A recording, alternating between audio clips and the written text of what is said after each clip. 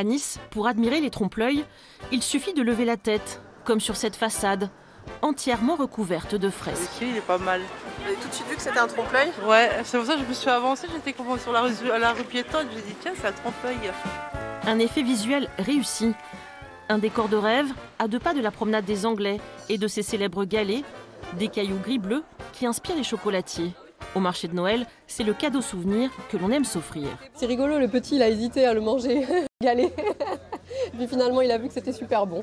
Et c'est vrai qu'au début on hésite parce qu'on pense manger le galet, puis en fait il y a le chocolat dedans et non, c'est vraiment top. L'artisan a remis au goût du jour une ancienne recette. Il lui a fallu 6 mois pour trouver la bonne coloration, celle qui donne l'illusion parfaite. Une fois avoir retravaillé la recette de chocolat, on s'est attaqué au mouchetage, de manière à ce que le mouchetage du galet soit le plus réaliste possible et donne vraiment l'illusion qu'on mange un galet de la plage, en fait, de Nice.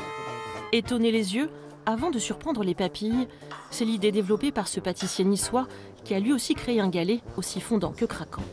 C'est le galet mousse chocolat blanc, huile d'olive au citron avec son pain de gêne. Et le tout est fumé au romarin et au thym. Bonne dégustation. Après quelques bouchées, verdict. C'est bon.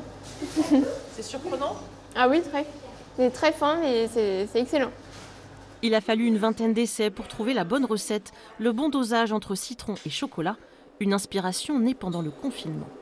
J'habite juste à Nice Nord, donc je suis allé sur les côtes où j'ai senti ces odeurs de garrigue justement avec le citron, avec le pollen. Et le lendemain, je suis allé à la plage et en fait j'ai vu les galets. Je me suis dit ça serait sympa de raconter ça autour d'un dessert. Ici, même le cake marbre et chocolat a l'apparence du vrai marbre.